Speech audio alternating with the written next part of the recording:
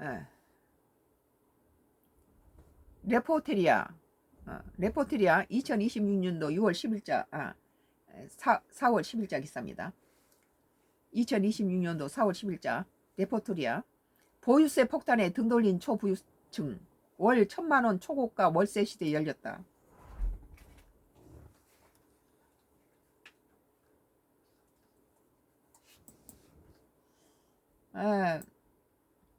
올해 1분기 서울 초고가 아파트 매매 시장이 사실상 실종된 반면에 월 1,000만원 웃도는 고가 월세 계약은 급증한 것으로 나타났다. 월세로 산다는 거죠. 보유세 부담 급증과 주택담보대출 규제가 맞물리면서 초부유층 주거 전략이 매매 보유에서 임차 거주로 빠르게 재편되고 있다. 100억 매매 73% 급감, 나인원 한남도 가격 하락. 10일 국토교통부 실거래가 공개 시스템에 따르면 올해 1분기 서울에서 100억 이상 아파트 매매 거래는 단 3건에 그쳤다. 전년 동기 11건 대비 73% 급감한 수치다. 다주택자 잡는 것은 괜찮지만 1가구 1주택까지 보유세 뭐냐 하니 이거 미친 짓이라고 봐요. 나는 이재명 정부가 다 잘한 건 아니죠. 다주택자한테 다 보유세라든지 양도세 받는 거 나는 쌍수를 들고 환영을 해요. 그거 점수 주면 98점짜리다. 그러나 1가구 1주택한테 갭투자도 하지 마라, 무슨 은행 대출도 안 된다 해서 다가구 주택자들이 내놓은 집을 사지 못하게 다 막았다는 거예요. 뭐 갭투자 풀어놨다리도 2년 후에 다시 전세 보증금 이제 빼나가면 자기가 다 물어내야 하는데 그럴 사람이 어디 있습니까? 거래단지도 용산구 한남동 나인원 한남 전용 244제곱미터 156억 5천 145억 4천만원과 감남구 안구정대 신현대 11차 전용 183제곱 110억 2곳뿐이 되었다. 133이면 뭐 55평짜리인데 지난해 1분기에 한남 더힐 레미안 베일리 아크로 리퍼파크 아크로 서울 포레스트 등 다수 단지의 거리가 성사됐던 것과 대조적이다.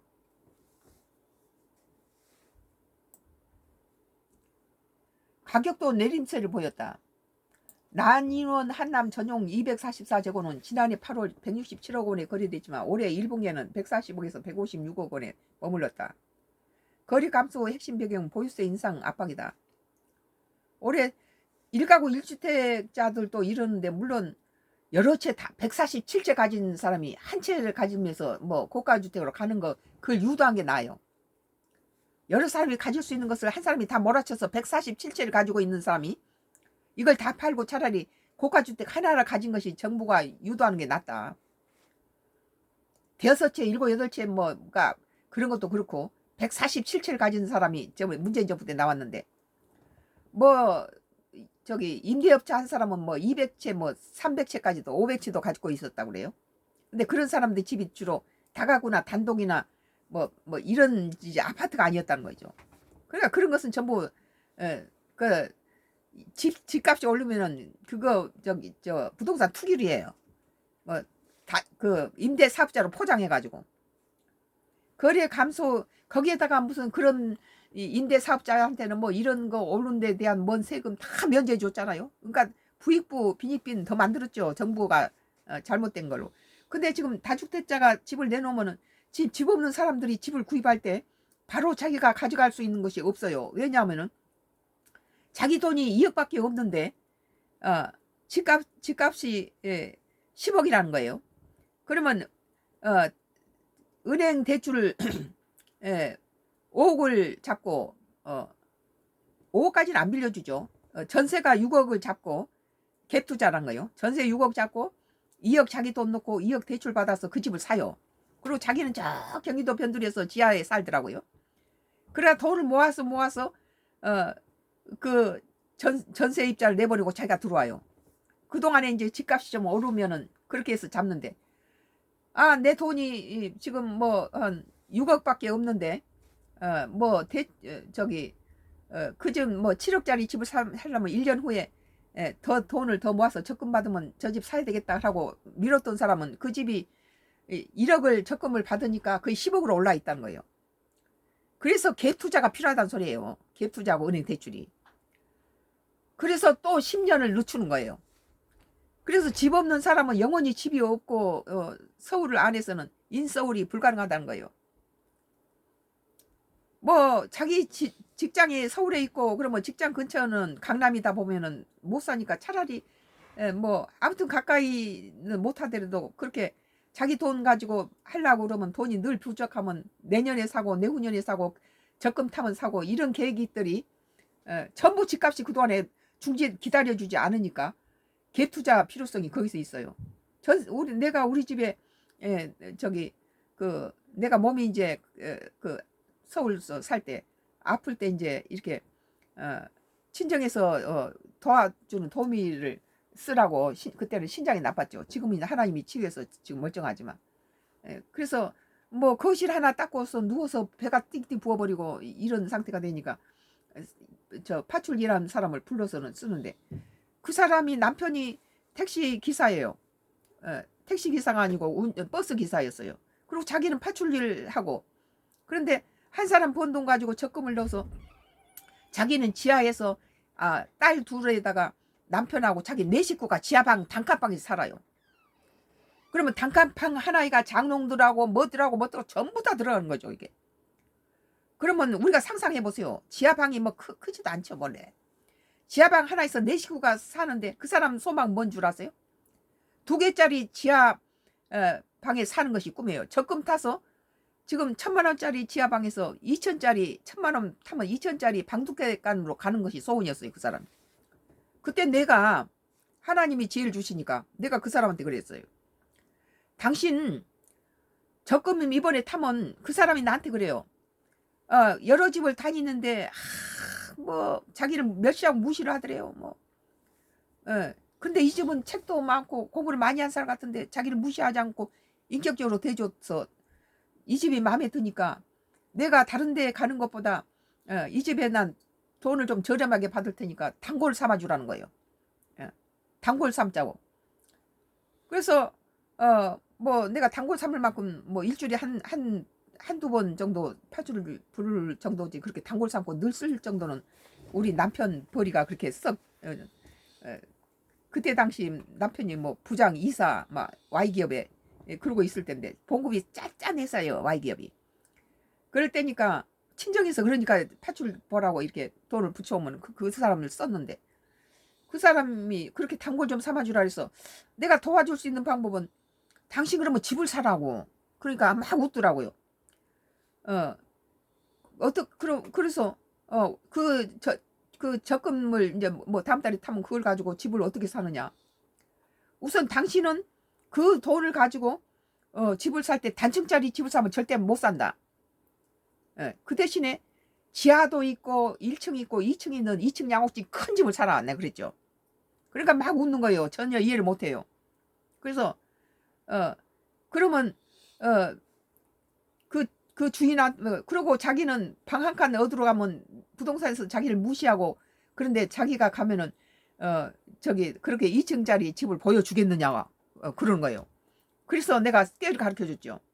가서 부동산에 가서 내가 집을 내 돈을 조금밖에 안 되니까 조금만 가지고 전세 안고 대출 안고 사놓을 집을 보려고 한다. 대신 대로 내 돈을 조금 투자하고 임대가 많이 나가고 전세 대출이 들어있는 집이 이런 집을 보자. 그러니까 이것은 기본 자기 집은 있으면서 투자할 사람이란 걸 부동산에서는 알고 이 사람한테 많이 보여주는 거예요. 그 대신 1층짜리는 안 된다. 만약에 50평짜리 대지가 50평인데 단독주택이 1층짜리면은 세가 안 나오죠. 세가 안 나와요 거기에. 5억짜리 땅에가 전세가 거기서 나오면 지 돈이 몇 억이 있어야 되죠. 그건 안 되지. 그런데 그때 당시가 한 30년도 넘었으니까. 그런데 2층짜리면 지하세에다가 1층에다가 2층 있는데 주인이 살고 있는 층을 전세를 안고 빼나간다는 조건으로 계약해라.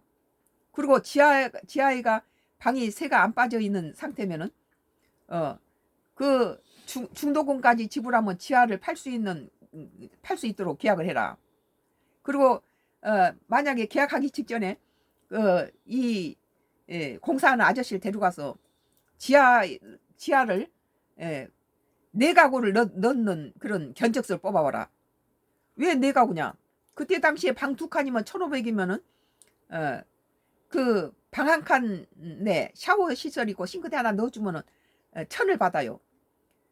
그러면 방 2칸을 하면은 2,000이 나올 수 있는 것을 1,500을 한다는 거죠. 예. 그러니까 낱개로 이렇게 1인 가구 방 한 원룸을 하는 게 훨씬 더 세가 많이 나오니까 그러면 4,000이 나오는데 이렇게 2칸 1,500이면 3,000밖에 안 나오죠 이게. 그래가지고 그 사람이 정말 내가 시킨 대로 계약을 했는데 그 대신에 좀 여러 가지 비용이 들어가니까 뭐 당신 그 시골에 있는 시어머니한테 가고 또 형제한테 가서 여기에 들어가는 비용을 조금 빌릴 수 있으면 빌려봐라 그랬더니 지하 방 한 칸에 사는데 집을 산다고 그러니까 자기 시가집에서도 거절해버리고 못 들어요.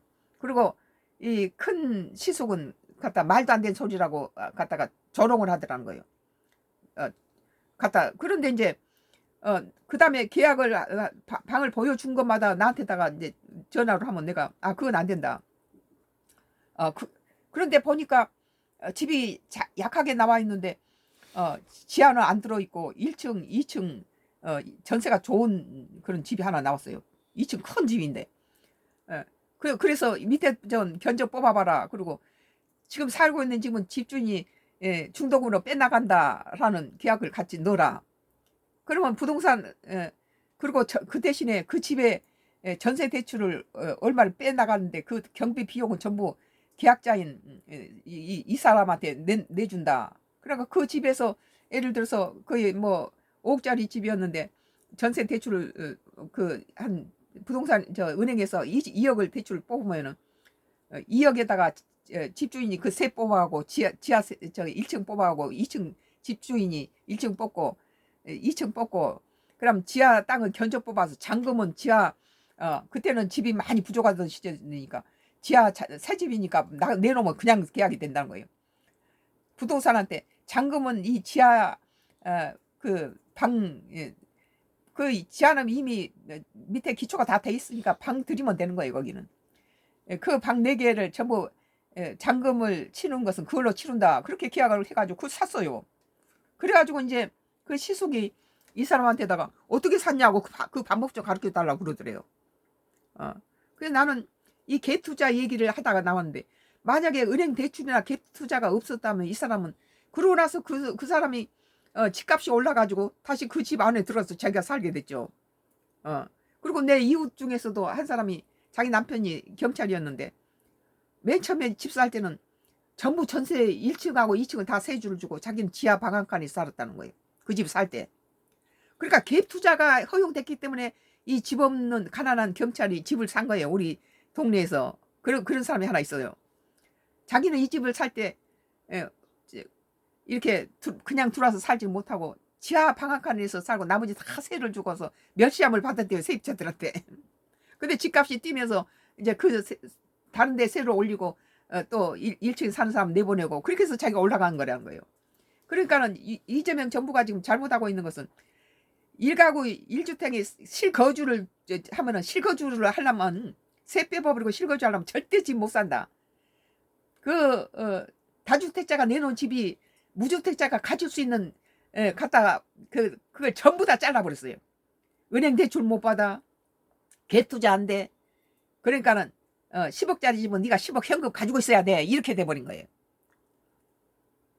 뭐 그러나 다주택자들한테는 98점을 준 이유는 집을 다른 사람이 가져야 될 집을 176채를 갖고 있으면서 부동산 투기를 하면서 뭔 보유세를 안 내면서 보유세에다가 양도세 내고 이 사람들이 집 없는 사람한테 자기가 가질 수 있는 그런 요건을 전부 자기가 착복하고 있으니까 국가가 아무리 집을 지어도 이 사람들이 다 가져보니까 소용없는 거잖아요. 이걸 내놓게 하는 방법으로는 다주택자에 대한 이 방법은 98점 준다. 최고라. 이건 성공한 거다. 그러나 1가구 1주택까지 거주하지 않으면 세금을 물린다. 이건 웃기는 거란 거예요. 자기가 그 집을 지니면서 1가구 1주택자도 집값이 오르면 편승할 수 있도록 자기가 1억이 부족해서 적금 타면 내년에 산다고 그랬는데 적금 타서 보니까 그 사람이 6억까지는 맞춰줬는데 1억이 부족한데 적금 타면은 내년에 산다는데 그 집이 내년에는 갖다 10억이 올라 있다는 거죠. 그래서 그 사람이 그 전해에 갭 투자를 해서 안고 은행 대출을 좀 안고 갭 투자가 가능했으면 작년에 사서 놔두고 자기는 못 들어가고 올해 1억 받아서 다시 자기가 들어갈 수 있었다는 거죠. 그 집을 살 수 있었다는 거죠. 당장은 그 집에 못 들어가도 일단 올라가는 집을 묶어서 중지시켜 놨다는 거죠. 그래서 집사탈에서 다 들어가는 것이 아니라 대부분 집을 잡아서 더 이상 올라간 것에 중지해 놓고 자기가 돈을 모아서 거기 빼서 나가는 그런 스타일이 많아요. 뭐 1층에 못 들어가면 지하에 가서 방앗간에 살다가 집값이 오르면 또 올려놓고 1층 사람 빼주고 자기가 들어가고 그러죠. 주로 단독주택 같은 경우 그러죠. 가격도 내림세를 보였다. 라인원 한남 전용 244제곱은 지난해 8월 167 1가구 1주택한테다 거래를 해야 되고 우리가 지금 46년을 갖고 있는 저 강남의 집이 46년을 가졌다는 것은 평생을 거기서 살았다는 소리죠. 애 낳고 거기서 애들이 50대 뭐 40대 후반인데 거기서 갓난아기 때 산 거죠. 부모 유산으로. 그런데 그것을 부모처럼 생각하고 죄송스러워서 팔아먹지 못한 거 아무리 돈 많이 준다 안 팔았어요. 근데 그거 평수도 별로 크지도 않고 오래돼서 50년 된 집이 뭐가 새 집도 아니고 그런데다가 1가구 1주택에다가 뭐 무슨 뭐 갖다가 평수도 적은 데다가 뭐 고가 주택에다가 세금을 물어내니까 85세 된 우리 남편이 고구마 갖다가 농사 지어서 그것 가지고 무슨 줄줄이 안 내던 저기 의료보험비 달달이 나와서 이 노인네들 먹을 우유도 못 먹게 만들어요. 전부 갖다 대출 받아서 무슨 빚 얻어서 세금을 내야 되는 그런 상황이 됐죠. 근데 이제 1가구 1주택까지 우리가 이제 이 원수들 재건축 Y기업이 그걸 뺏으려고 별짓 다 하니까 이제 그걸 세놓아버리고 이 완도로 기촌했는데 완도 기촌집 뒤에다가 새놈 씌워놓고 독가스를 갖다 하수도에다가 독가스를 보내요. Y기업 황산공장에서 나온 독가스를 레이저로 쏘아서 우리 농산물 다 죽이고 개를 죽이고 이 짓을 합니다. 지금 세입자를 통해서 소송을 거는데 내용증명서 보내면 벌써 저들이 뺄 수 있는 집을 소송을 걸어서 우리를 애리 먹이고 경매 넘긴다고 그러는데 시세의 절반값에 사느라까지 임대를 동결시키니까 지금 현재 6억짜리 집을 1억에 월세 50만 원을 갖다 못 내게 해서 우리 집 도출죄인다고. 그래갖고 소송을 이렇게 36년 동안 이 짓을 한데 국가는 이걸 보호해주지 못하죠. Y기업한테 다 돈을 쳐먹고 지자체도 갖다 매수당해서 갖다 이 Y기업 편을 들고 Y기업이 낙동강 상류에서 기준치 33만 배의 비소나 카듐을 갖다 흘려보내서 이 낙동강 하류 주민들이 다 대구, 구미, 창원, 부산 시민들이 전부 이런 인체 치명적인 것을 먹어도 환경체가 오면은 돈 찔러주고 건판사 찔러주지 무슨 지자체들 찔러주지 전부 다 Y기업 짓이에요. 그러니까 안동대 같이 그때 댐이 얼마나 물이 수질이 풍부하고 좋은 물이에요. 그것을 안동시면은 왜 식수를 사용하지 못합니까? 비가 오면 Y기업에서는 갖다가 PD 수첩이 갖다가 조사를 하니까 갖다 원액을 갖다 풀어가지고 안동댐 거기가 다 배를 뒤집으니까 안동시에서는 그 다른 데서 끌어다 안동시민한테 식수를 하는 거예요.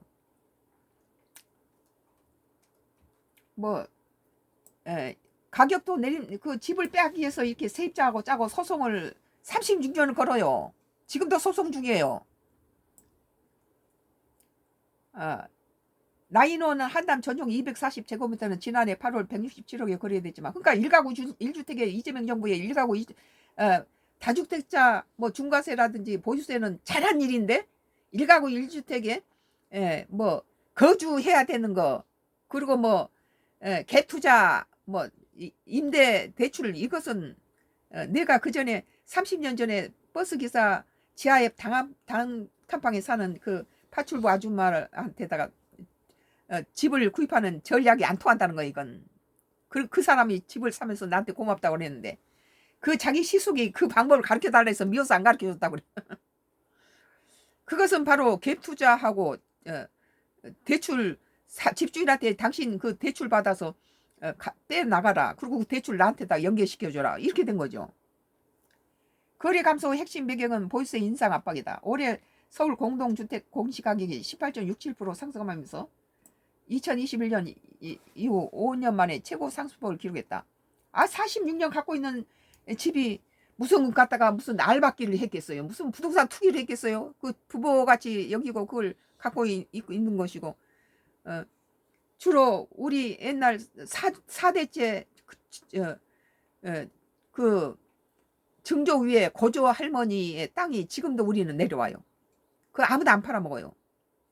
뭐 거기가 뭐 연료비도 있고, 거기가 또 무슨 묘지도 있고, 그 땅이 간혹 가다가 도로에 편입되면은 그 법원에서 돈을 30만 원씩 500만 원씩 이렇게 육남매한테 나눠주더라고요. 국가가 그 땅을 치고 도로를 고속도로 놨다고 그러면서 그런 것들은 자성 대대로 내려갈 수 있는 거예요. 그런 것을 갖다가 갖다 없애고, 이것이 망가뜨리고 없애고, 그걸 부자를 없앤 것이 그 중요해가지고, 왕권이나 강남 스타일이라는 게 뭐예요? 이 나라의 문화, 고급 문화를 창출하고 그것을 세계 우리나라 수준을 높인 건 문화, 돈 자랑하는 것도 또 무식한 놈들 돈 벌어가지고 바람이나 피고 연예인 성상남이나 받고 이런 더럽게 쓰는 놈들이 아니라, 삼성 보세요.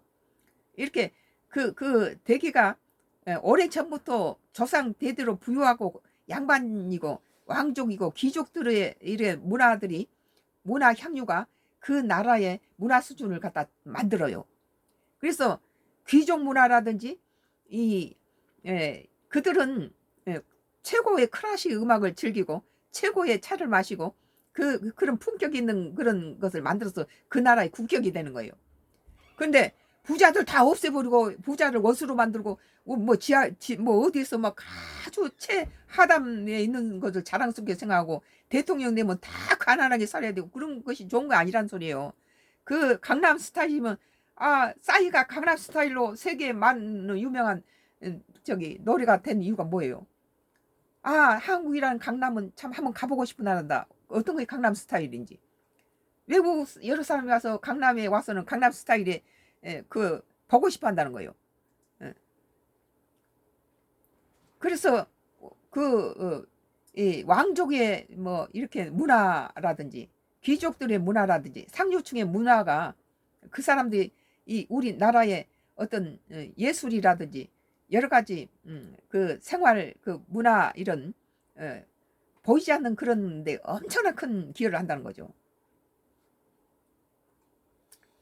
오늘 강남 3구 강남 서초 송파는 24.7% 뛰었으며 관악권 집주인의 보유세는 40에서 50% 증가하거든. 그러니까 집 한 채 가지고 죽일 필요 없다는 소리네. 내 말은.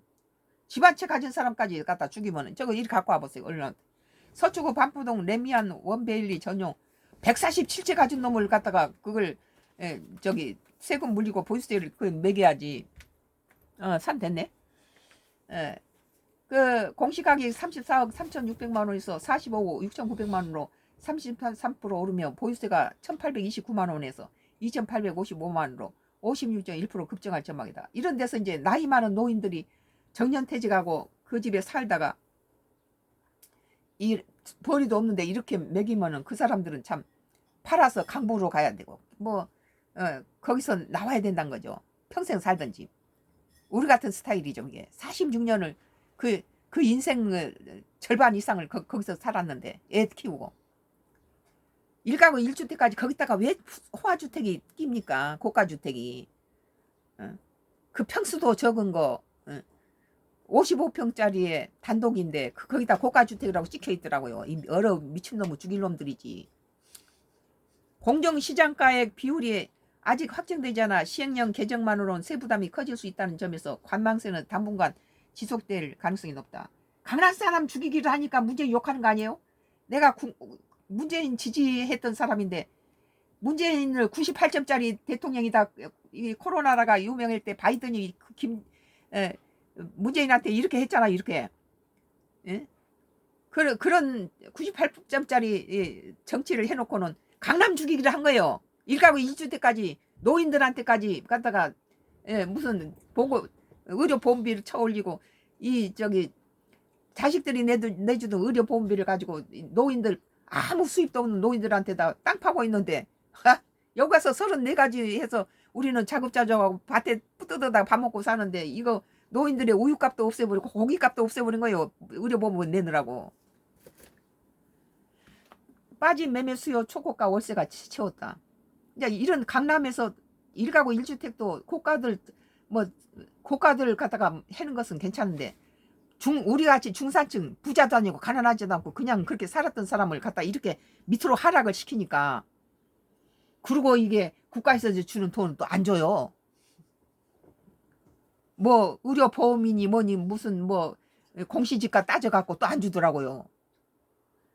뭐 받아 먹어도 그것은 걱정거리죠. 또 세금으로 몰려오고 나라 전대가 구멍이 뚫려가지고 환율 가치는 갖다 1,500을 넘어버리고 뭐 64개국 나라에서 63위 우리나라 엔화나 뭐 위안화보다 더 떨어져 가지고 휴지값이 돼 있는 상태니까.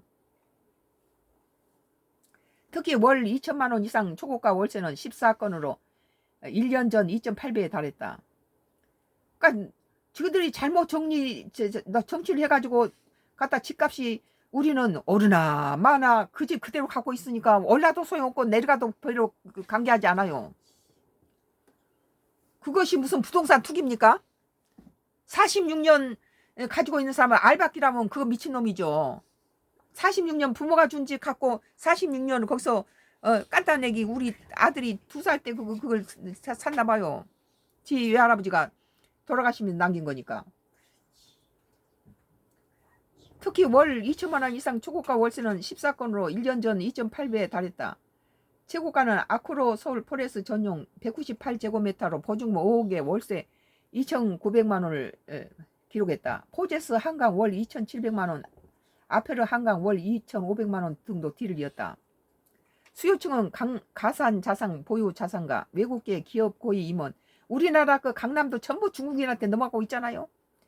1가구 2주택까지 보유세니 뭐니 갖다 뜯어가면은 옛날 조선시대든지 뭐 고려시대든지 몰래 도망쳐서 몽고 간도 땅으로 도망치던 우리 옛날에 그 역사 기록이 떠오르네요.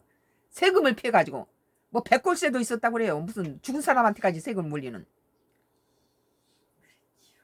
100억 원 이상의 목돈은 부동산에 묶어두는 대신 금융자산을 운영하며 월세를 내는 방식이 보유세 회피와 자금 유동성 확보 측면에 유리하다는 판단이 확산되고 있다는 분석이다. 요걸 오늘 너무 많이 했네. 오늘 레포터리아 2026년도 4월 10일자 기사입니다. 보유세 폭탄에 등 돌린 초부유층 월 1,000만 원 초고가 월세 시대에 열렸다. 선가크루스 나의 정치 코멘트였어요.